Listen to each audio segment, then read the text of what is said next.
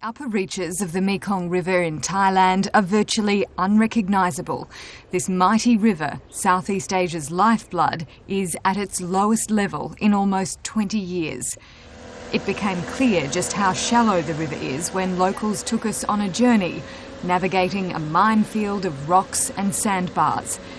Fishermen now travel further in search of more plentiful waters, but larger cargo ships and tour boats have been grounded on this section of the river. It's the peak of the dry season, but ordinarily the water would be well above my head. It's dropping at an alarming 10 centimetres a day, water on which 60 million people in Thailand, Laos, Cambodia and Vietnam depend. Many here point the finger of blame squarely at China, which has completed 4 out of 8 mega dams planned for the upper Mekong.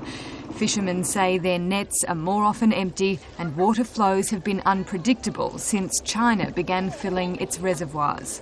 I'm sad because the Chinese are keeping the water for their own benefit. People like us who live downstream are feeling the impact on our way of life. The fish are affected too. We can't find fish anymore. Those on the land are also suffering. An early end to last year's wet season, coupled with less water for irrigation, has caused half the crops in this area to fail. There's been no rain here for 6 to 7 months. That's why we can't harvest 100% of our corn and rice. Weather forecasters believe a pattern of less rainfall and higher temperatures will continue in the Mekong Basin, suggesting China is not the only one to blame. But activists have measured random fluctuations in the level of water in the river and believe that could only be caused by China.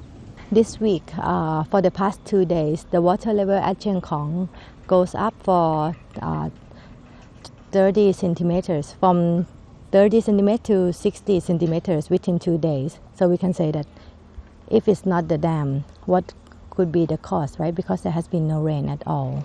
Governments have no power to challenge China's use of water upstream, ensuring this tug of war for water will continue along the Mekong. Small victories in the hunt for a meal are celebrated as people wait for the wet season to begin. But until more water begins to flow, many will be forced to walk away in search of new livelihoods. Aela, Callan, Al Jazeera, Chiang Khong, Thailand.